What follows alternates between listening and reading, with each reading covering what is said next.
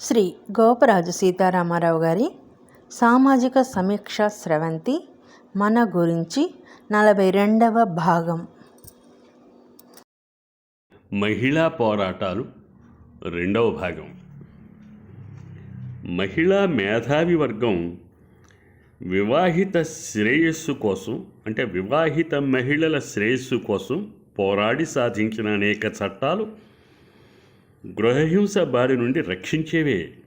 కానీ మన యువ వివాహిత మహిళలు వాటిని దుర్వినియోగం చేసుకుంటున్నారు. వాటిని స్త్రీ సాధించిన యథేచ్ఛగాను, పురుషులపై సాధించిన విజయంగాను భావిస్తున్నారు. మొగుడనే మగాణ్ణి తమ చెప్పు చేతల్లో పెట్టుకోవాలని, చెప్పు కింద తేలులా తొక్కి పెట్టాలని, ఎదురు తిరిగితే అన్యాయంగానైనా సరే నేరస్థుడి బోనులో నిలబెట్టగలమని నమ్ముతున్నారు.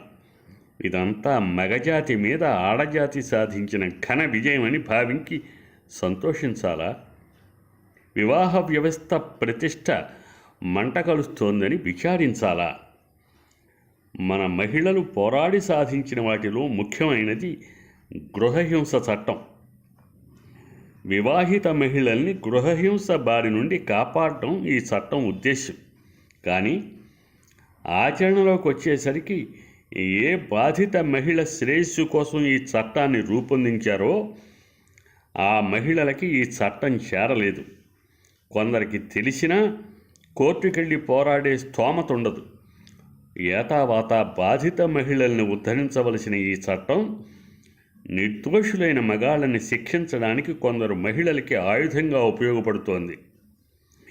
ఈ చట్టంలోని ఓ సెక్షన్ ప్రకారం ఏ భార్య అయినా తన భర్త మీద కానీ, భర్త బంధువుల మీద కానీ వాడు నన్ను కట్నం కోసం హింసిస్తున్నారు, మాటలతో నా మనస్సు గాయపరుస్తున్నారు అవటానికి కంప్లైంట్ ఇస్తే చాలు, పోలీసులు వెంటనే భర్తని, ఆమె అత్తమామల్ని, ఆడబడుచుల్ని అరెస్ట్ చేసి పోలీస్ స్టేషన్లో పెడతారు. ఆ తర్వాత కోర్టుకి తీసుకెళ్లడాలు, అక్కడ నిజంగా నేరం చేసినట్టు రుజువైతే జైలు శిక్ష విధించటాలు జరుగుతాయి. కానీ ఈ రకం కేసులు ఎక్కువ శాతం కోర్టు దాకా వెళ్ళవు. ఎందుకంటే వీటిలో ఎక్కువ అబద్ధపు కేసులే. ఈ చట్టాన్ని భర్తల్ని బ్లాక్మెయిల్ చేయడానికి ఉపయోగిస్తున్నారు. తమ మాట నెగ్గించుకోవటం కోసం జీతం అంతా తన చేతికే ఇవ్వాలను, ఇల్లు ఆస్తిపాస్తులు తన పేర వ్రాయాలను, తను చెప్పినట్టు నడుచుకోవాలను, అత్తమామల్ని వృద్ధాశ్రమంలో చేర్చమను, తన తల్లిదండ్రుల్ని ఆదుకోవాలను వగైరా గొంతెమ కోరికలతో భర్తల్ని డిమాండ్ చేస్తున్నారు. లేదంటే నువ్వు నీ కుటుంబం మొత్తం జైల్లో ఉండవలసి వస్తుందని బెదిరిస్తున్నారు. పోలీస్ స్టేషన్కి వెడితేనే పరువు పోతుందని భావించే కుటుంబస్తులు భయంతో బెదిరిపోయి ఆమె గొంతెమ కోరికలకు ఒప్పుకొని కేసు వాపసు తీసుకోమని కోరుతున్నారు. దాంతో సదరు మహిళల ఇగో శాంతిస్తోంది. ఇలా చట్టాన్ని మిస్యూజ్ చేస్తూ పుంఖానుపుంఖాలుగా దాఖలైన అనేక కేసులు అనేక కోర్టుల దృష్టికి కూడా వచ్చాయి. సభ్య సమాజం తప్పుడు కేసులు బనాయిస్తున్న మహిళల్ని ఈసడించుకునే స్థాయికి సదరు కేసుల వివరాలు పత్రికల్లో వచ్చాయి. అవురా, మన మహిళలు చట్టాన్ని చిల్లులు జల్లెడలా మార్చేయడంలో మగాళ్ళనే మించిపోయారే అంటూ మహిళాభ్యుదయవాదులే ముక్కున వేలేసుకున్నారు. దాంతో కొందరు వివేకవంతులైన మహిళలు, న్యాయమూర్తులు, న్యాయవాదులు ఈ వ్యవహారాన్ని ప్రభుత్వం దృష్టికి తీసుకెళ్ళి గతంలో నాన్ బెయిలబుల్ వారెంట్గా ఉన్నదాన్ని బెయిలబుల్ వారెంట్గా, అది భర్త ఒక్కడికి మాత్రమే 3 రోజుల పాటు వర్తించేలా మార్పించారని వినికిడి. వార్తాపత్రికల్లో వచ్చిన ఓ వార్త చెప్పుకుందాం. భార్యల వేధింపులతో ఆత్మహత్యలు చేసుకుంటున్న పురుషుల సంఖ్య ఏటా 64,000 క్రిస్ప్ సంస్థ అధ్యయనంలో తేలిందని పురుషుల హక్కుల కార్యకర్త ఏ పొన్నప్ప మైసూరులో తెలిపారు. కొన్నేళ్ల వ్యవధిలో కుటుంబ సమస్యలు, జీవిత భాగస్వాముల వేధింపుల కారణంగా ఆత్మహత్యలు చేసుకుంటున్న స్త్రీల సంఖ్య 1,26,000 కాగా పురుషుల సంఖ్య 1,57,000 ఇవన్నీ అధికారిక గణాంకాలని చెప్పారు. ఇదే సంగతి save India foundation convener Amir Kumar Gupta కలకత్తాలో తెలిపారు. నిస్సహాయులైన మగాళ్ల కోసం ఓ యాప్ ఏర్పాటు చేశామని, SIF1 అని వ్యవహరించే ఈ యాప్ను గూగుల్ ప్లే స్టోర్స్లో నుండి ఉచితంగా డౌన్లోడ్ చేసుకోవచ్చని కూడా చెప్పారు. 50 నగరాల్లో 50 స్వచ్ఛంద సంస్థల వివరాలు అందులో ఉంటాయి. కుటుంబ కలహాలతో ఇబ్బందులు ఎదుర్కొంటున్న గృహహింస బాధితులైన పురుషులు తక్షణ సాయం పొందవచ్చును. ఇది ప్రారంభించిన వారం రోజుల్లోపే 12,000 మంది డౌన్లోడ్ చేసుకున్నారట. ప్రతి 8.3 నిమిషాలకి ఓ పెళ్ళైన పురుషుడు ఆత్మహత్య చేసుకుంటున్నాడట. ఇంకా అనేక ఆశ్చర్యకరమైన విషయాలతో జూన్ 2014లో మన తెలుగు దినపత్రికల్లో ఈ ప్రకటనలు చోటు చేసుకున్నాయి.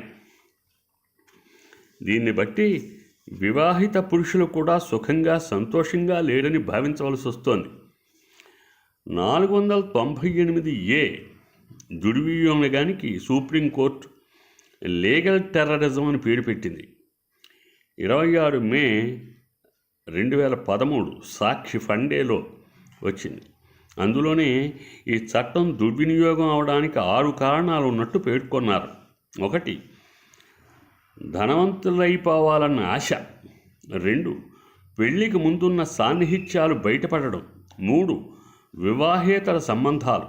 4, భర్త తల్లిదండ్రుల పోషణ భారం తప్పించుకోవడానికి. 5, అత్తమామలతో తెగదంపులు చేసుకోవడానికి. 6, దాచిపెట్టిన అనారోగ్య వివరాలు బయటపడినప్పుడు.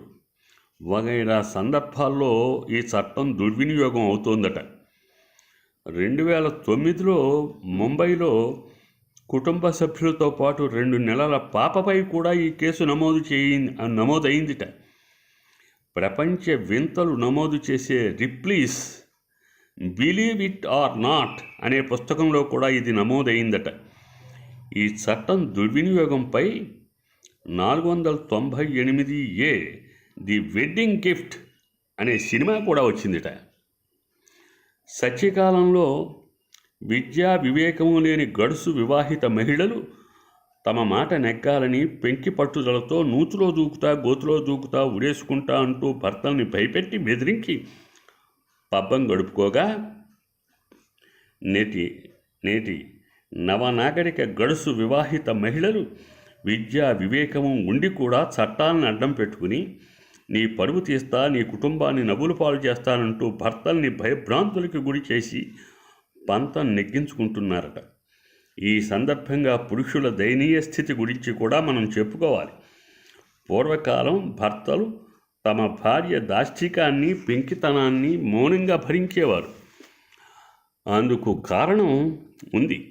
సహజంగా మగాళ్ళకి తాను ఆడవాళ్ల కంటే ఎక్కువ అనే భావం జీర్ణించుకుపోయి ఉంటుంది. అంచేత తన భార్య తనని కాల్చుకు తింటోంది అని బయట ప్రపంచానికి తెలియనిచ్చేవారు కాదు. తెలిస్తే అది అప్రదిష్టగా, అవమానంగా భావించేవారు. ఎందుకంటే ఈ సమాజానికి మగవుల పట్ల ఉండే సహజ సానుభూతి మగాళ్ల పట్ల లేదు. ఎవడైనా మగాడు తన భార్య నన్ను హింస పెడుతోందని చెబితే నవ్వుతారు. పెళ్ళాన్ని కంట్రోల్లో పెట్టుకోవడం చేతగాని చవట అంటూ ఈ సమాజం గేలి చేస్తుంది.